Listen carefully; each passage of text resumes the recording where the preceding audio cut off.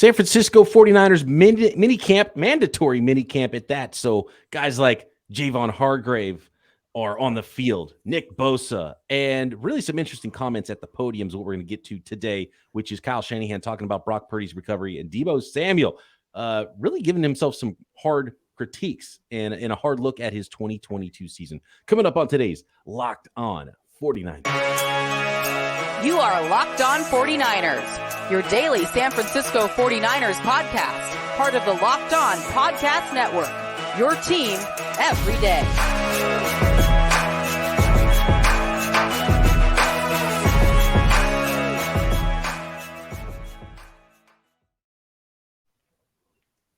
Welcome to Locked On 49ers. Brian Peacock and Eric Crocker with you as always at BD Peacock, at Eric_Crocker on Twitter. Thanks everybody for making us your first listen on the Locked On Podcast Network, your team every day.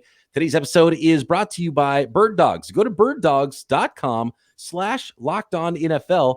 And when you enter the promo code Locked On NFL, they'll throw in a free custom Bird Dogs Yeti style tumbler with every order of Bird Dogs. More on Bird Dogs a little later. Today's guest, as you know, if you listen to this podcast often, we bring on Mr. Nicholas Winkler, my former radio colleague, former TV sports anchor. He is a superstar on game shows, and he's our guest every Wednesday, Mr. Nicholas Winkler. Nicholas Winkler, come on down.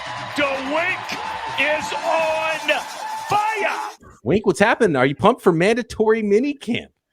I love anything that's mandatory. I love it. Let's go. Yeah, I love the mandatoriness of it. Getting the Deebos and the Bosas and the Trent Williamses out of wherever holes they are hiding and working out and getting ready for the season. And most of those guys you never have to worry about. I want to start though with Deebo because apparently the 49ers did have to worry about Deebo last year, and it was a long, contentious, weird. Do you remember where we were last year at this time with the whole Deebo contract dispute and if that was going to get signed? And I think there was some other priorities for Deebo Samuel last offseason, and he didn't come into camp in shape. And Croc and I kind of talked about this recently with Deebo, and we wanted to get a look at him. You couldn't tell he was wearing a big oversized shirt, long sleeves when he was working on the side. He wasn't on the field in OTAs, and it was like, man, really want to see a really in shape Deebo Samuel. And Deebo Samuel got to the podium and said that he was out of shape last year. And he said he was, quote, awful last year. And I was a little surprised to hear him say that, but also got me excited for what could be ahead in 2023 if it's a little bit more like the 2021 Deebo Samuel. I have a question. Did he know that it was awful before sitting down and having a long meeting, watching film with Kyle Shanahan? Because he alluded to that. And maybe Kyle pointed out, and that can be very humbling. Real quick, little off subject. When I was a free agent in the Arena Football League after my 2014 season, 11 interceptions. All right, big dog in the free agency. And every team I called was like, oh, man, you're so great. San Jose SaberCats sat me down and pointed out everything that they hated about how I played and how they could make me better. But it was very humbling for the coaches to be like, man, why you do that with your feet? Why'd your feet get wide like that? Like, why are you doing that? Oh, man, we don't do that here. We don't do this. And I wonder if that's how the meeting was with Kyle, where it's like, Deebo, you have a lot of good things that you do for us, but man, look at this effort here. Look how bad. And then now it's like, yeah, man, I was bad. But I wonder before the meeting, did he know how bad he was? I mean, I think if you looked at his numbers from last year compared to 2021, I think he'll tell you that he was awful because they don't match up at all. But it's funny you mentioned that because they do that in baseball with arbitration, right? Where it's a lot of times where like you sit down and like renegotiate your contract and basically the team just sits there and is like, you're not worth this. Here's why. And like points out all your flaws. But maybe that's a good thing. Maybe you do need to be humbled sometime to kind of just like put in place. You know what's crazy is the yards per reception, because he only caught 77 balls in 2021, which is all pro year. But with those 77 balls, he had 1,405 receiving yards. That's crazy. 18.2 yards per reception. I think he had 10 of those yards per reception were after the catch. And so he was almost after the catch per reception in 2021, what his complete yards per reception were in 2022. He only caught 20 fewer balls. He had 56 catches in 2022, but only 632 yards. over half as many receiving yards. And that's not even talking about the rushing stuff, because the wide back thing began for him in 2021. And even with a full season of wide back ability, he still had less production there as well. So he had another 365 rushing yards on 59 carries in 2021, only had 232 rushing yards last year. And I think maybe teams were a little bit more ready for a wide back look by the 2022 49ers than when it just emerged out of nowhere in 2021. But really just looking at the receiving numbers, and Croc, we've talked about this on past podcasts. And I'd love hearing Deebo say it, because we had kind of talked about it, and it confirms what we had said. It was like, yeah, like, is Deebo getting worse as a pure wide receiver? Well, a lot of people would say, well, he's a weapon first and foremost. And I'm like, well, yes, he is a weapon. Yeah. But he can be more than that. And when we saw, right, with Deebo, I feel like he can be as good as he wants to be. So when he starts, working on just the minute things when it comes to just route running, and it not depending on Kyle Shanahan to get him open, but I'm going to get open by doing these nuanced things that he came into the league doing. And that's the crazy part about when Deebo was coming out of South Carolina. I saw him as a legit receiver. Like, I was debating, man, wide receiver one, Deebo Samuel, AJ Brown, or DK Metcalf. And I settled on DK just because, like, man, 6'4", 230, runs a 4.3. He plays as fast as he ran his 40. Like, that doesn't come around often. But right there, it was Deebo. But not because he's this wide back. No, I liked him as much. And I like the quick, shifty, get open. Like, Odell Beckham was probably my favorite player in the league at that time, right? So I like those type of guys. But Deebo, I felt like, was just a special receiver. I just thought he did some things very good at a really high level. And he got into the league. You saw it as a rookie. He did those things. I can remember off the top of my head, they played against the Cincinnati Bengals, and him kind of push up, push out, get a guy turned around with an outside stab, cross his face, catch the ball over the middle, run after catch. He was physical after, and I'm like, man, this dude's going to be amazing. And we saw the special year that he had after the injured season in 2020.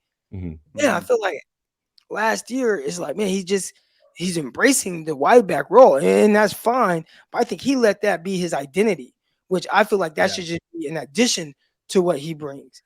But you got to work on, like, you really have to work on every offseason, running routes as fast as you can, sitting that route down, working back to the quarterback, catch the ball away from your hand, catch the ball away from your body. Like, you have to work on those things consistently. Continue to reinvent yourself. There's new things coming out all the time. My guy, Dub Williams, he teaches guys to break down without using your arms, because that gets your feet to stop right now instead of beating the drum, as we were taught. Like, like, it changes with how people view the receiver position. So you got to stay on top of that, work with guys that's really going to help you continue to take your game to the next level.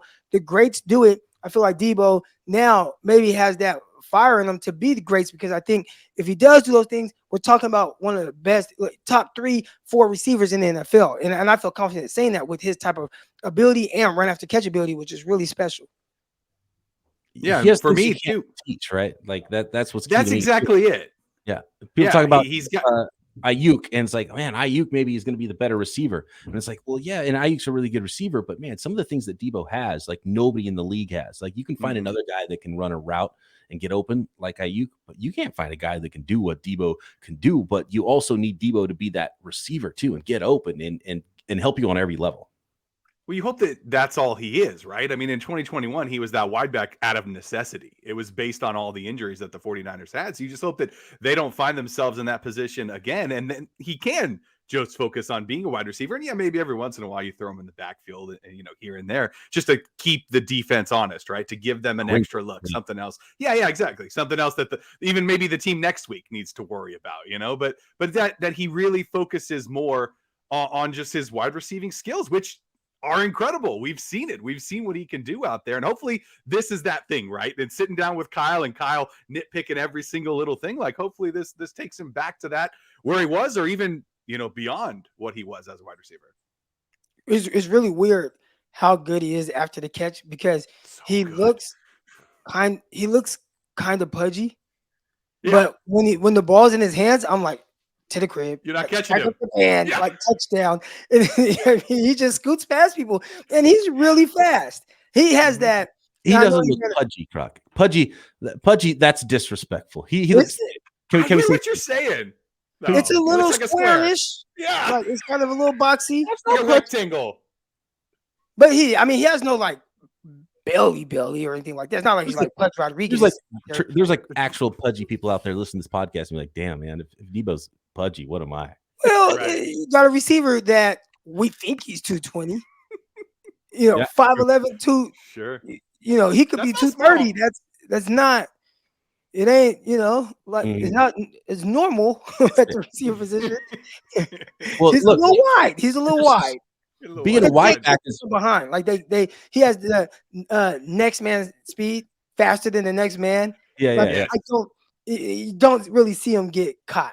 And like that's the part where it's special that how he doesn't look like the 200-pound receiver, but even then it's like, man, I'm blazing on the field. I'm surprised we haven't seen like a crazy GPS number from him.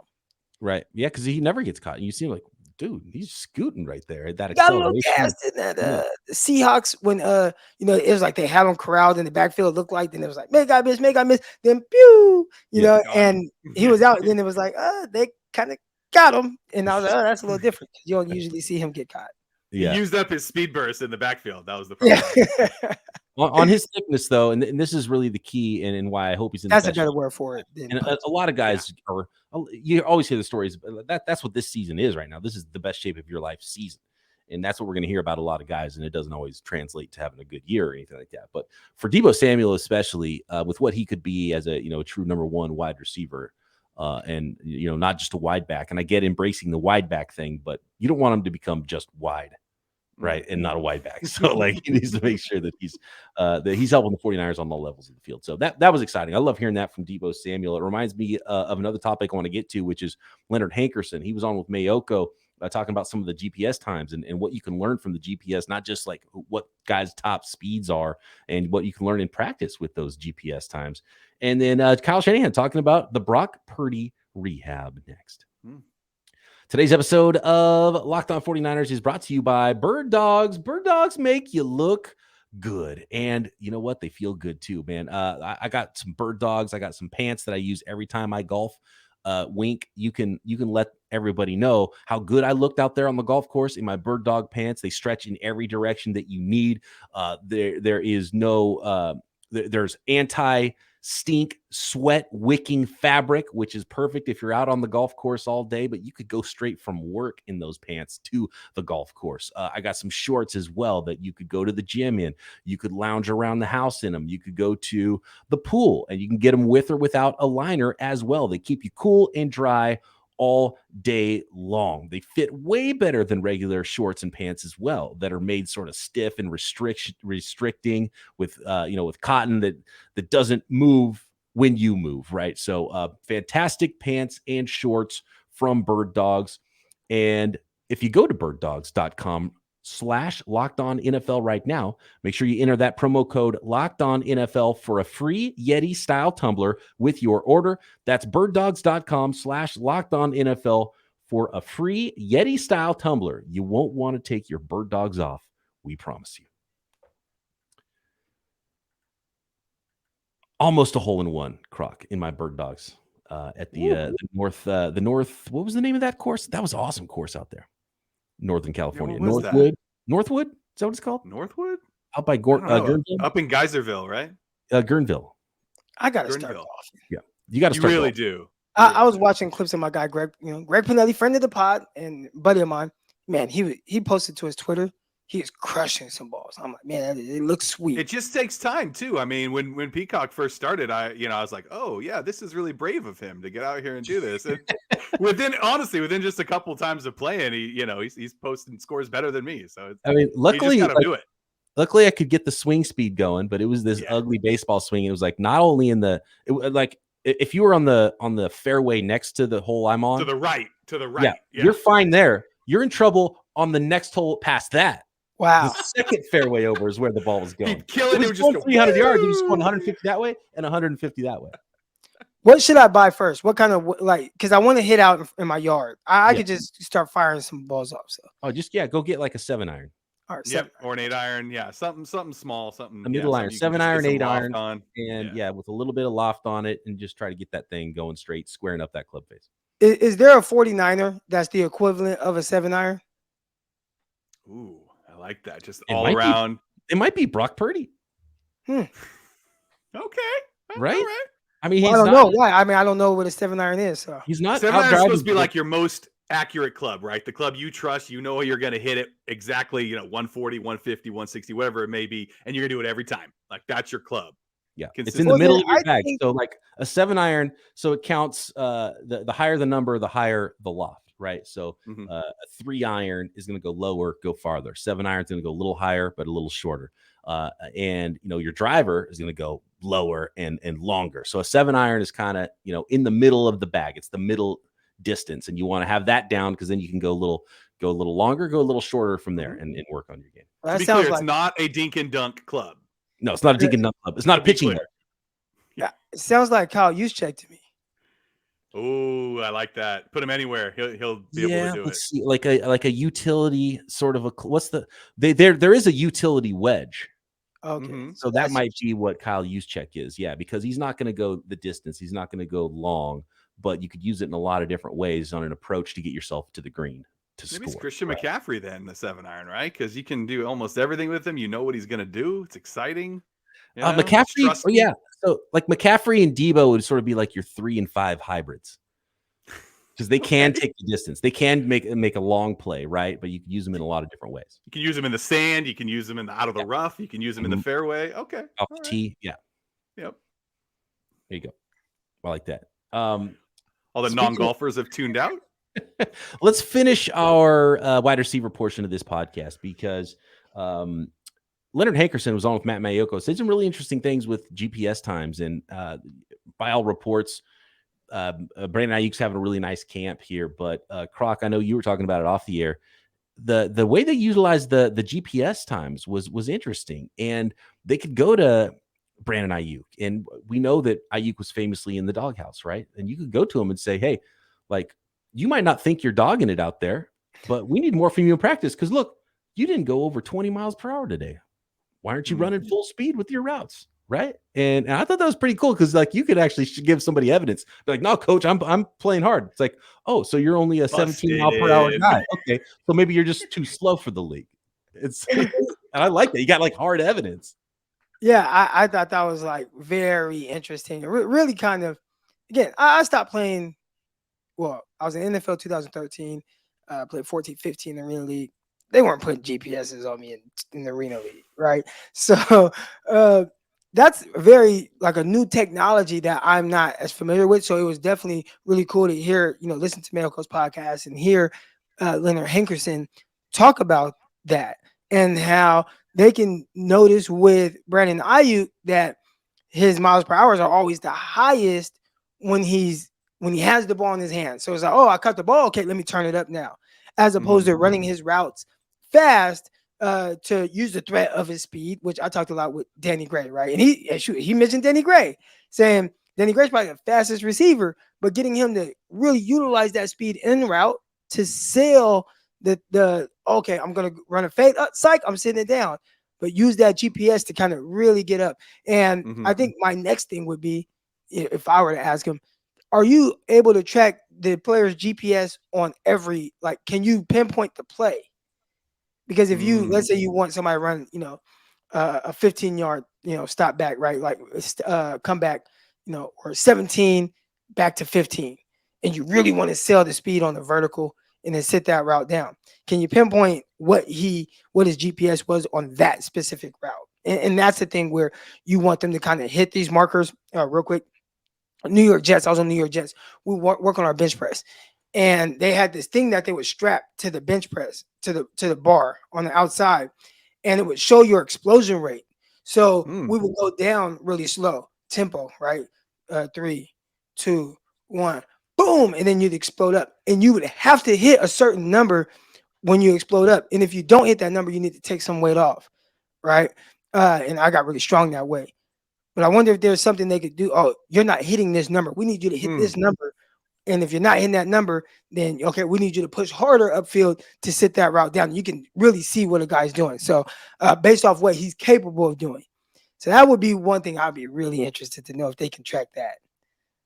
So basically, when you were doing that push-up drill with the Jets, did they basically have to take off all the plates? Or the bench press? Did they have to take off all the plates so you're just pushing the bar? Like, that was the strongest. I'm pretty strong right now. Just got 445 on my deadlift today. That's the most I've ever done. But I was the strongest then. I just don't think I was deadlifting. My bench press, I was hitting 350 on the bench press. That's big time. And more explosive everywhere, I'm sure. Yeah. Not explosive enough. That's why I'm sitting here with y'all. The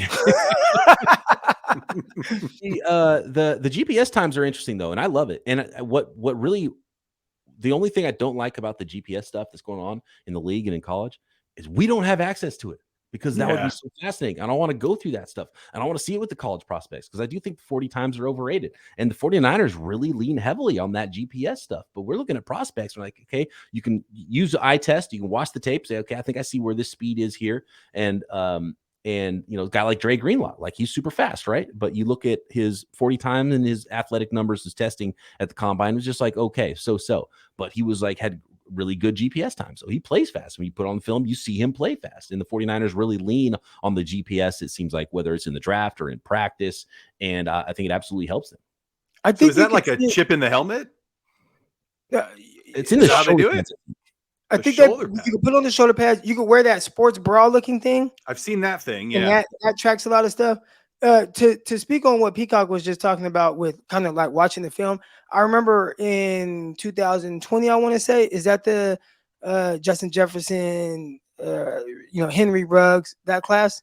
Yeah, with IU class, right? And Kinlaw, right. So I remember watching Jerry Jeudy and thinking, there is no player out here that plays faster than Jerry Jeudy. And I thought he played faster than Ruggs. Now, Ruggs can catch a slant and not run the entire defense because he's faster than everybody. But just play speed, Jerry Jeudy's was like special. So I would want to know, like, what's his GPS with how he's running routes in comparison to his, and not after the catch, outrunning guys. I mean, just pure before they get the ball, who has the fastest GPS? And I bet it was Jerry Jeudy, because but you can see those type of things on film. Yeah, and I bet everything's broken down. I bet they have this, you're 0 to 5, you're 0 to 10, you're 10 to 20 yard. Like all of that stuff is definitely cataloged. And I'm sure they have every single number you could possibly want. And I agree. I wish we had those numbers. We need to bring on a GPS specialist. There we go. Anybody out there? Reach out. Yeah, let us know at BD Peacock. There you go. We've been doing this together for way too long. So next, guys, let's talk Shanahan at the podium, and interesting things about Brock Purdy and what his rehab is doing and how it's going, and the fact that Shanahan has no idea and doesn't watch him, which I think is awesome. We'll get to it next. Thanks everybody for making Locked On 49ers your first listen every day here on the Locked On Podcast Network. We appreciate all the everydayers tomorrow on the show. Croc and I going through a little bit more specifics about what's happening at 49ers minicamp, more on some 49ers undrafted rookies, and getting you ready for that 2023 season. Lots of good stuff happening this summer here on Locked On 49ers. We're with you every single day. Make sure you check out the Peacock and Williamson NFL show as well, right here on the Locked On Podcast Network. Myself and former NFL scout Matt Williamson covering the entire league daily. All right, guys. Shanahan. I thought it was interesting because Shanahan was asked about, and I think he was asked by Mayoko, because there was the big Mayoko report yesterday on Monday before the Tuesday mini camp, and he was breaking down what the timeline was looking like for Brock Purdy. And it wasn't a report of he will be ready on this date and he's going to be the starter. It was just like, this is the way it's heading right now, and if everything goes right and no setbacks, maybe the 21st of April or 21st of August, he could be cleared. That'll be 24 weeks after surgery. So Mayoko at the press conference asked Kyle Shanahan about Brock Purdy and his rehab and how it was going. And it was funny because Shanahan's answer was like, I don't know. It's just what it is. It's going. when they say the date that you do the thing, and he does the thing, and that's it. And he's like, I don't know how he's throwing because I'm not watching him throw. And it was funny because he was like, yeah, I guess that makes sense because he's a quarterback and maybe you pay more attention to the quarterbacks. But Kyle's got so many things. He's the head coach. He's the offensive coordinator. He's got so many things going on. It's not like if someone's rehabbing a knee injury, he's going to go in there and watch him do all of his reps, as he rehabs his knee. So it's kind of the same idea. It's like, I don't know, he's throwing. He's doing whatever the calendar says he's supposed to do on this date that the doctors set out. So really the only significant part of the Brock Purdy story that I can gather is that there's been no setbacks, which is good news. So kind of no news is good news as it pertains to Brock Purdy. Coaches get a printout a lot of times, or somebody will come and tell them how things are going with somebody's rehab, and then they just kind of regurgitate that information to the media. That's why a lot of times when people think that Kyle's up there and he's lying about certain injuries, and I'm thinking like, I think he's probably just been told that. So if something changes, he just gets told that it changes, as opposed to like him truly knowing exactly like, oh, but I just want to keep this from everybody. Like, nah, like he gets the information. Hey man, Brock Purdy is ahead of schedule, and he'll come out and tell you guys, hey, I think he's ahead of schedule. That's what I've been told. But with the Brock Purdy thing, yeah, he's not going to pay more attention to him because he's a quarterback, because that would pull him away from being on the field. I think I saw something on social media about Brock Purdy coming out of like the weight room or wherever he was kind of doing his rehab and then onto the field. Well, Kyle obviously is on the field at that time. So pretty sure he gets reports on everything and how it's going, but it's just whenever they say he could do something else, then he'll do it. And I don't think Kyle is part of that process where Kyle, well, I want him to do this right now. Yeah, he would never do that publicly. That's for sure. I mean, that's the thing about Kyle too, is he keeps it all internal. There was a great question too. I don't know who asked it of him. It's like, hey, have you talked to Lance or Lance's agent about possibly being traded? And he's just like, no. Like just the look that he gave too, like, I'm going to answer that. Like, what kind of question is that? Yeah. We reached out to his agent and told him to go ahead and seek a trade. Right. Like, come on. Actually, his agent asked us about it, and we said, nope, we're not going to trade him. We're going to keep him here, and we're actually going to sign him to a new contract and not let him play anywhere ever, just to make sure he can never play in the NFL.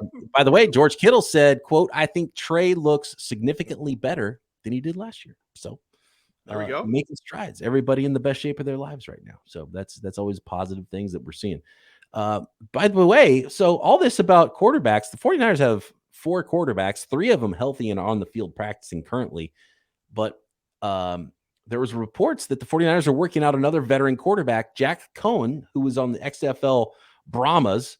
And he's going to work out, I believe, Wednesday is the source there, former Wisconsin Badgers quarterback. And he played with the Colts in the NFL. And so why would the 49ers need another quarterback? Do you need, you only need 3 usually, right? So just because Kyle hasn't talked to the agent about a trade doesn't mean he hasn't talked to other teams about the trade, or that John Lynch maybe is the one that's doing the talking in those situations. Wink, what do you think? Like, does it so basically, if the Brock Purdy timeline stays and there's no setbacks and has the same arm strength, and he's ready to go at some point within a week of the season, he's going to be the starter. That's pretty much the vibe, and it's pretty much what the team has told us about the whole situation.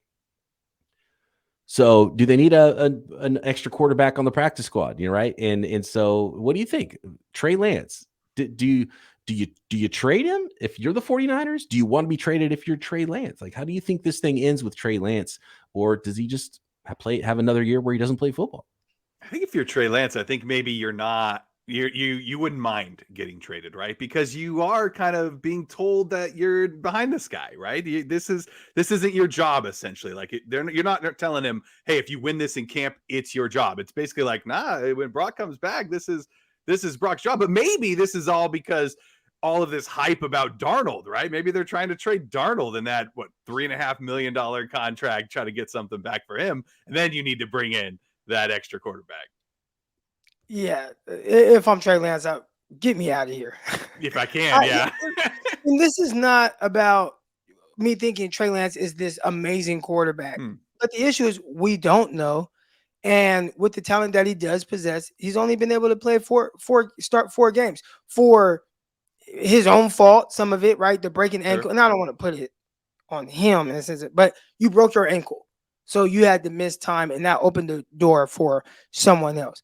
But man, you typically when you either write a guy off or start to say he's great, right? Like even like a Brock Purdy, man, you see a decent amount of a sample size. Man, 8 games with Brock Purdy, man, played well. All right, let's go. Or, most of these other guys, you see a full season or 2 full seasons, right? Zach Wilson, you saw a lot of time to where it's like, maybe you need to try to go get Aaron Rodgers, right? It's not looking great, and the defense is kind of ready right now. And they give him every opportunity. With Trey Lance, it's like, it's been 4 games. So if a guy that you believe has enough talent, that's why you traded up for him, and he has this ability, but man, this just might not be the best situation for him. You can salvage it by potentially getting something in return. Because one thing that doesn't make sense to me, you love Brock Purdy. You've been speaking the world of Sam Darnold. Everybody thinks he could potentially start. Then, man, stay with Brian Allen, who, have him be your third quarterback, who it sounds like he hasn't even thrown an incompletion in OTAs right now. Right? Brock Purdy. He could be a legit, like, kind of third quarterback or whatever. And let Trey Lance go off and try to do well somewhere else if you can recoup something for him. It sounds like he's doing well in the OTAs right now. You hear George Kittle and what he says. You hear, throwing the ball down the field, 40-yard completion to Brandon Ayuk, and, he's doing those things. So, all right, like, okay, he's doing what? Let him go somewhere else. And maybe you can get a third for him, second for him. If that's not enough, then I understand holding on to him. But I wouldn't hold him hostage just because the fear of Purdy getting hurt when you openly have talked about, like, just Darnold and now even Brian Allen. Now everybody's like, hasn't thrown the incompletion. But I don't think Brian Allen would look good at quarterback because he was the guy that was getting torched at corner for the 49ers a couple years ago. You're thinking of Brandon Allen. Correct? Brandon Allen. Yeah. Allen. Just call him Allen. Yeah. So, Brandon Allen's like that perfect third string quarterback. So maybe that's what this whole XFL quarterback they're bringing in is all about. Or maybe Brandon Allen's so good, they're like, oh, maybe we will get rid of Sam Darnold. Or maybe there was an injury somewhere or a setback with somebody too. But they're full house of quarterback right now. They I don't know why they'd be working out a quarterback unless they're just checking some boxes for if they do need somebody in the fall, and they're not actually going to bring him in for camp now. That happened last year with Greg had hit me and was like, hey man, they're bringing in, the 49ers are bringing in his guy. Tyler Bray. He was like, man, they're bringing in Tyler Bray. So they didn't tell Tyler Bray what was going on with the 49ers, but he's like, somebody must be hurt. And it was Jimmy missing that game against the Texans. So they have brought in Tyler Bray. So, those are things right there where you might not know there maybe could be something. Now, again, you didn't hear in the reports. It sounds like all the quarterbacks finished practice today.